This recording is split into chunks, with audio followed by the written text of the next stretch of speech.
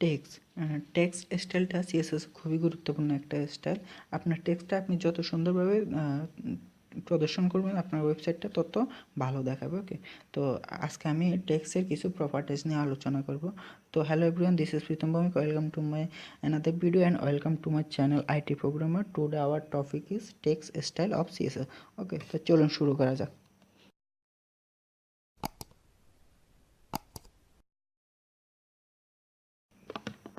তো ফার্স্ট আমি ইউটিউব ফোল্ডারে যাই, গিয়ে সিএসএস এর মধ্যে গিয়ে আমি একটা ফোল্ডার নিব 7 নামে। ওকে, নেওয়ার পর আমি এখানে একটা ইন্ডেক্স ফাইল নিব। ওকে,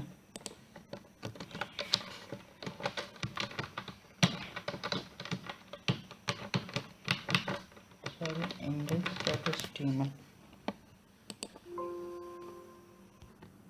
তো আমি ফাইলটা নিলাম, নেওয়ার পর আমি এটা সাবলাইন ওপেন করি। ওকে, এখানে আমি 7 নামে সেভ করলাম আর এটা এখানে ওপেন করি। ওপেন করার পর আমি HTML এর বেসিক স্ট্রাকচারটা লিখে ফেলি।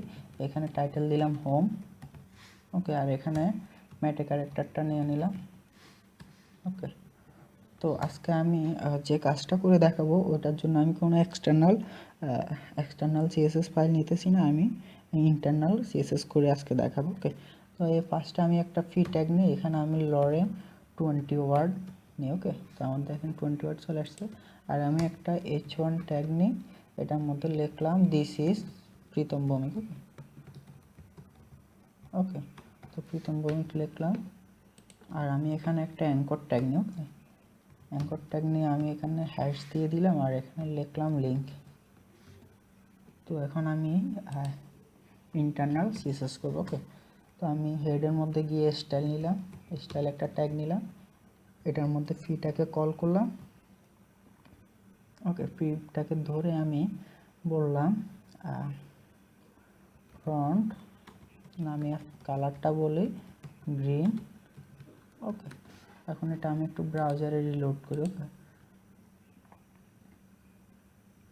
দেখেন আমার পি ট্যাগের যে লেখাটা ওটা লেখাটা পুরোপুরি গ্রিন চলে আসছে। ওকে, এখন আমি চাইতেছি যে আমার লেখাটার মধ্যে লেখাটা সাইজটা বড় হবে। ওকে, তো আমি ফ্রন্ট সাইজ 50 পিক্সেল বলে দিলাম। ওকে, দেখেন আমার লেখাটা অনেক বড় হয়ে গেছে। ওকে, তো এখন আমি চাইতেছি যে আমার লেখা মানে যে এখন সিঙ্গেল বলতে আমার লেখাটা আমি চাইতেছি যে আরও গাঢ় করব, আমার অক্ষরগুলো আরও গাঢ় হবে। ওকে, এই কারণে আমি ফ্রন্ট উইডথটা ইউজ করতে পারি। আমি যদি এখানে 700 বলে দিই, আপনারা একটু খেয়াল করেন আমার লেখাগুলো একটু মোটা হয়ে যাবে। দেখেন লেখাগুলো আরও একটু মোটা হয়ে গেছে। ওকে, তো এখন আমি চাইতেছি যে আমার লেখার ফ্রন্টটা মানে লেখার ধরনটা একটু চেঞ্জ হবে। ওকে, তো আমি দিলাম ফ্রন্ট ফ্যামিলি। ওকে, ফ্রন্ট ফ্যামিলি লিখে বললাম মনোস্কোপ। ওকে, লেখার পর আপনার দেখেন লেখাটা চেঞ্জ হয়ে গেছে। দেখেন আপনারা একটু আমার পুরো লেখাটাই চেঞ্জ হয়ে গেছে। এখানে আপনারা আরেকটাও ইউজ করতে পারেন, শরীফ ইউজ করতে পারেন বা সেন্স শরীফ ইউজ করতে পারেন। ওকে, এখন খেয়াল করেন আমার লেখাটা কিন্তু পরিবর্তন হয়ে যাবে।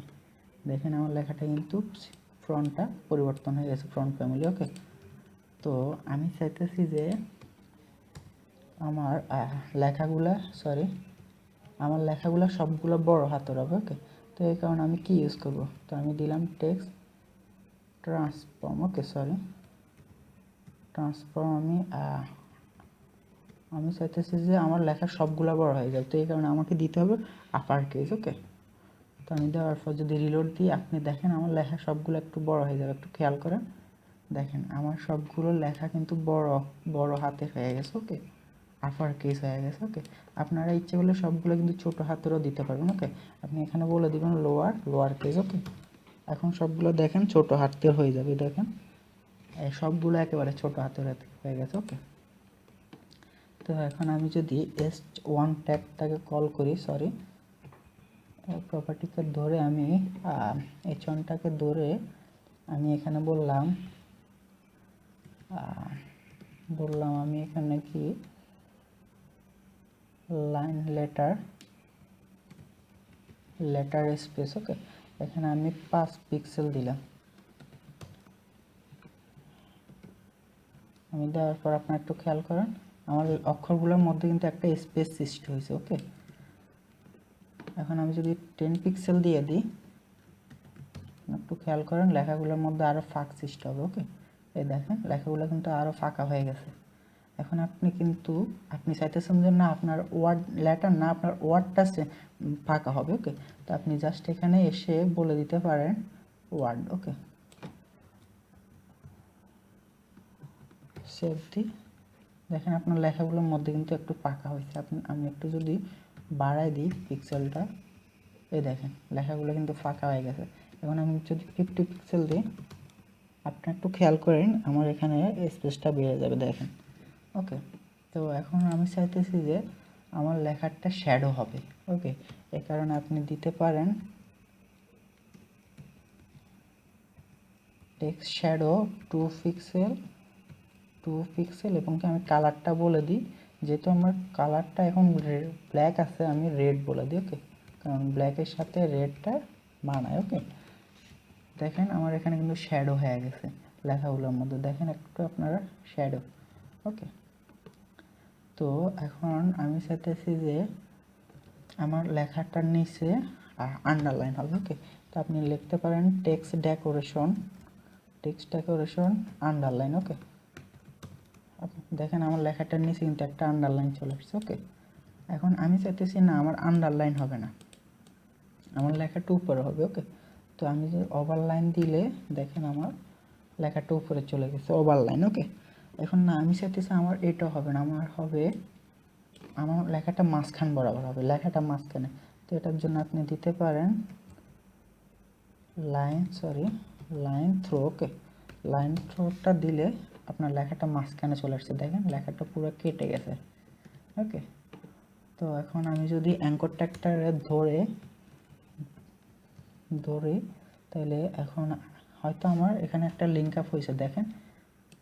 ওকে, লিঙ্ক আপ হয়েছে, বাট আমার এখানে কোনো জায়গায় আমি ওইরকম কোনো জায়গায় যাওয়ার মতো কোনো লিঙ্ক দিই না। ওকে, আমি জাস্ট এখানে হ্যাশ দিয়ে দিছি, তার মানে আমার এই পেজের মধ্যে আমার লিঙ্কটা থাকবে। ওকে, এখন আমি এই অ্যাঙ্কর ট্যাগটা ধরে এখানে আমি বলে দিলাম টেক্সট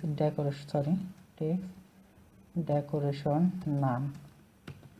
আপনারা একটু খেয়াল করেন এখানে লেখার নিচে একটা কিন্তু কি আছে, আন্ডারলাইন আছে। ওকে, এখন আমি টেক্সট ডেকোরেশন নামটা দেওয়ার কারণে আমার আন্ডারলাইনটা চলে যাবে। ওকে, তো আমি যতটুকু পারছি টেক্সট নিয়ে তো আজকে এই পর্যন্তই থাক, দেখা হবে নেক্সট ভিডিওতে। আর যদি চ্যানেলে নতুন হয়ে থাকেন অবশ্যই সাবস্ক্রাইব করতে ভুলবেন না, আর লাইক কমেন্ট শেয়ার করবেন। ওকে, তো আর নতুন লেটেস্ট ভিডিও পাওয়ার জন্য অবশ্যই আমার সাথে থাকবেন। Thank you everyone, by.